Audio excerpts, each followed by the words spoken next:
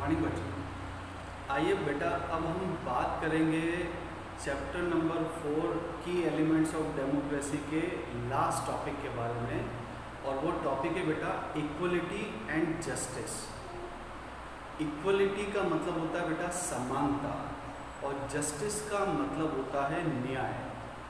तो इक्वलिटी और जस्टिस के लिए यानी कि समानता और सभी को न्याय मिले, इसके लिए हमारे भारत में क्या क्या कदम उठाए गए और ये किस तरह से महत्वपूर्ण होता है किसी भी डेमोक्रेटिक कंट्री में, वो हम इस टॉपिक में समझेंगे। तो मैंने सबसे पहला पॉइंट यही लिखा है कि one of the key ideas, key word का मतलब होता है बेटा इम्पोर्टेंट, है ना। One of the key ideas of a democratic government is its commitment to equality and justice.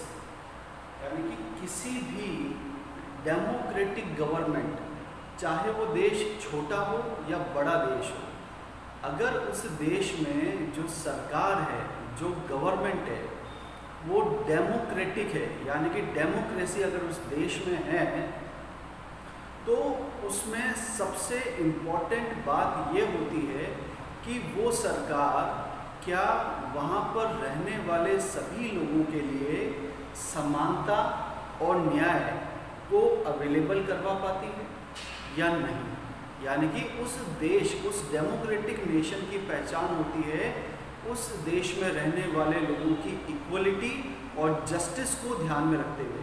क्या सभी लोगों को समान रूप से समझा जाता है, क्या सभी लोगों को समान रूप से न्याय मिल पाता है, ये महत्वपूर्ण होता है उस डेमोक्रेटिक नेशन को जज करने जब हम जाते हैं तब। अभी हमने इस चैप्टर में ही देखा कि साउथ अफ्रीका जो देश था, वहाँ पर ब्लैक पीपल को इक्वल नहीं समझा जाता था, और इक्वल तो बहुत दूर की बात है, उन्हें तो वाइट पीपल इंसान ही नहीं समझते थे। वाइट पीपल का ये मानना था कि ये अभी भी इवोल्यूशन की फेज में है, अभी भी इनमें और सुधार होना बाकी है, जानवरों की तरह से उनसे बर्ताव किया जाता था। इसलिए जब वहाँ पर डेमोक्रेसी आई, तब ये कानून बनाया गया कि अब सभी को इक्वल समझा जाएगा। तो किसी भी डेमोक्रेटिक नेशन के लिए ज़रूरी होती हैं बेटा दो बातें, कि वहाँ पर सभी को समान समझा जाए यानी कि इक्वलिटी, और जब समान समझा जाएगा यानी कि जैसे ही इक्वलिटी आएगी तो ऑटोमेटिकली हम, स्वाभाविक सी बात है, जाहिर सी बात है कि वहाँ पर फिर जस्टिस की भी बात की जाएगी, न्याय की भी बात की जाएगी। जैसे साउथ अफ्रीका में ब्लैक पीपल को इक्वल नहीं माना जा रहा है, या यूँ कहें कि इंसान ही नहीं माना जा रहा है, तो फिर क्या फ़र्क पड़ता है कि उनके साथ में कुछ अच्छा हो रहा है या गलत हो रहा है। कोई भी इस बारे में ध्यान देना नहीं चाहेगा कि उनके साथ अन्याय हो रहा है या सही बात हो रही है या गलत बात हो रही है, क्या उनको सुविधाएं मिल रही है नहीं मिल रही है। तो अगर किसी देश में इक्वलिटी होगी तभी जाकर वहाँ पर जस्टिस का होना सही मायनों में अच्छा हो पाएगा, यानी कि तभी जाकर हम कह पाएंगे कि उस देश में जस्टिस की भी व्यवस्था है। इसके लिए सेकेंड पॉइंट में मैंने लिखा है untouchability is band by the law. बेटा आपको मैंने सिखाया है कि पहले यानी कि हिस्ट्री में भारत में अनटचेबिलिटी यानी कि छुआछूत बहुत ज़्यादा हुआ करती थी। कुछ लोग अपने को अपर कास्ट में और बाकी लोगों को लोअर कास्ट में रखा करते थे, उनके जैसा काम के अनुसार है या जन्म के अनुसार, है ना। वर्ण सिस्टम आपको सिखाया मैंने, अनटचेबिलिटी वाली बात। तो उसमें कुछ लोग जो अपर कास्ट में होते थे वो लोअर कास्ट पीपल के साथ में अच्छा बर्ताव नहीं करते थे ना, या उन्हें अछूत कहकर बुलाया जाता था। उन्हें ऐसा लगता था अपर कास्ट के लोगों को कि उन्हें छूने से भी उनका धर्म भ्रष्ट हो जाएगा या उनको छूना भी महापाप के बराबर है। तो इस तरह की टेंडेंसी या प्रवृत्ति हुआ करती थी पहले के समय में। लेकिन जब भारत आज़ाद हुआ तब गवर्नमेंट ने अनटचेबिलिटी को बहुत ही ज़्यादा सीरियसली लिया, क्योंकि अनटचेबिलिटी इक्वलिटी को नहीं सिखाता है। इक्वलिटी का अर्थ क्या होता है कि सभी लोग, चाहे वो किसी भी धर्म का हो या किसी भी जाति का हो, सभी लोग समान हैं। और जब सबको समान समझा जाएगा तभी उनके न्याय की बात भी की जाएगी। तो जब भारत आज़ाद हुआ तब हमारी सरकार ने अनटचेबिलिटी को बहुत सीरियसली लिया और संविधान में यानी कि हमारे कॉन्स्टिट्यूशन में इसके लिए कानून बनाया कि आज से और अभी से अनटचेबिलिटी को क्राइम समझा जाएगा और इसे बैन कर दिया गया, यानी कि इस पर रोक लगा दी गई कानूनन तरीके से। अब जो भी व्यक्ति अनटचेबिलिटी करता हुआ पाया जाएगा तो उसके खिलाफ कानूनन रूप से कार्रवाई होगी और हो सकता है उसे जेल भी जाना पड़े। तो ऐसा कानून भारत सरकार की तरफ से हमारे संविधान में बनाया गया। तो इसके अलावा हम इक्वलिटी के लिए और क्या चीज़ें कर सकते हैं? The government recognizes and makes special provisions for groups within society that are unequal. Third point है ये। समाज में सरकार क्या करती है बेटा? समाज में ऐसे ग्रुप्स की पहचान करती है जिसे गवर्नमेंट को ये लगता है कि उन्हें समान अवसर नहीं मिले हैं, वो अभी तक उन्हें इक्वल नहीं समझा जाता है। तो गवर्नमेंट उन ग्रुप्स की पहचान करती है और उनके लिए स्पेशल प्रोविजंस यानी कि खास तरीके बनाती है जिन तरीकों को अपनाकर उन्हें समान अवसर दिलाए जाएं। जैसे मैं इस बात को एक एग्जाम्पल के थ्रू आपको समझाना चाहूँगा कि भारत जैसे देश में हमेशा से ही ये टेंडेंसी या मेंटेलिटी रही है कि लड़कों को ज़्यादा अच्छा समझा जाता है लड़कियों के मुकाबले। यानी कि ऐसा माना जाता है कि लड़कों से वंश चलता है और वही उनके परिवार की पीढ़ी को आगे लेकर जाता है।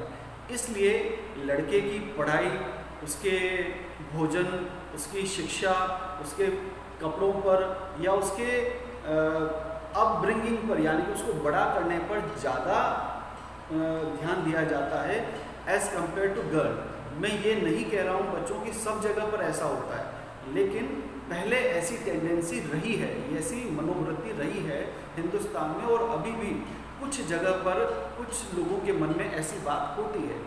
तो इससे होता क्या है? इससे होता यह है कि जो लड़कियां हैं उन्हें जन्म या तो लेने ही नहीं दिया जाता, उन्हें माँ के गर्भ में ही ख़त्म कर दिया जाता है, या जन्म लेने के बाद भी उन्हें इस दुनिया में आने नहीं दिया जाता, जन्म लेते से ही उन्हें मार दिया जाता है। तो ये बहुत गलत बात है। हम लड़के और लड़की में भेदभाव कर रहे हैं, उन दोनों को समान नहीं समझ रहे हैं। तो इस वजह से होगा क्या? लड़कियों को अगर शिक्षा नहीं मिलेगी, है ना, उन्हें अच्छा भोजन नहीं मिलेगा, उन्हें आगे बढ़ने के अगर अच्छे अवसर नहीं मिलेंगे तो वो बड़े होकर अपने पैरों पर कैसे खड़ा हो सकेंगी? वो अपने महत्वपूर्ण जो इम्पोर्टेंट उनके कैरियर के डिसीजंस हैं उन्हें कैसे ले पाएंगी?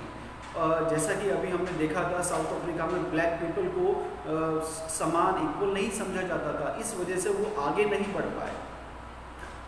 तो यही बात है कि अगर लड़कियों को समान अवसर नहीं मिलेगा, समान शिक्षा का अवसर नहीं मिलेगा, उन्हें आगे बढ़ने नहीं दिया जाएगा तो देश तरक्की कैसे करेगा? क्योंकि समानता, इक्वलिटी क्या समझाता है हमें कि चाहे वो किसी भी जेंडर का हो, यानी कि लड़का हो या लड़की हो, दोनों समान हैं, दोनों को आगे बढ़ने का समान अवसर मिलना चाहिए।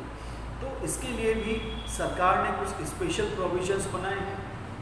गवर्नमेंट का ये मानना है कि in this context the government steps in, यानी कि जब गवर्नमेंट को ऐसा लगा कि समाज का, सोसाइटी का एक ग्रुप ऐसा है जिसे अभी भी समानता नहीं मिल पा रही है, उसे अभी भी अलग समझा जाता है, उसे अभी भी अवसर नहीं दिए जा रहे हैं, तो इस अनइक्वलिटी को, इस अनजस्टिस को ख़त्म करने के लिए गवर्नमेंट बीच में आती है और गवर्नमेंट ने इसके साथ में आकर कुछ ऐसे तरीके बनाए हैं जिस वजह से लड़कियों को भी शिक्षा का अवसर मिल सके, उन्हें भी आगे पढ़ने का मौका मिल सके।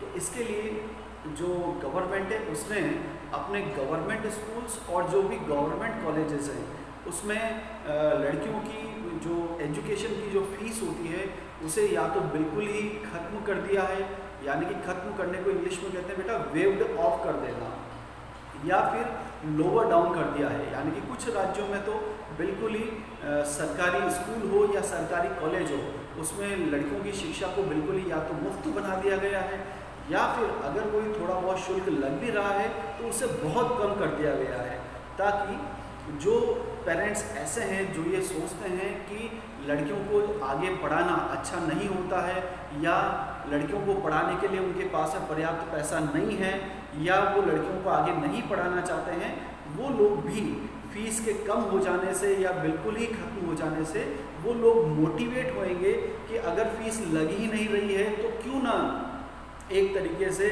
गर्ल्स को स्कूल भेजा जाए, उन्हें भी पढ़ाया जाए। और अगर एक बार लड़कियां या गर्ल्स स्कूल जाने लगी, पढ़ने लगी, तो डेफिनेटली वो आगे बढ़ पाएंगी, उन्हें भी आगे अपने करियर में आगे बढ़ने के अच्छे मौके मिल पाएंगे, और तभी हम कहेंगे कि हमारी सोसाइटी में क्या है, इक्वलिटी है। और जब तक इक्वलिटी नहीं होगी तब तक उनके लिए लड़ने के लिए, उनके न्याय की बात कोई नहीं कर पाएगा। तो ये था बच्चों आपके लिए topic equality and justice. I hope आपको समझ में आया होगा बच्चों, और यहाँ पर ये चैप्टर भी फिनिश होता है। Thank you so much.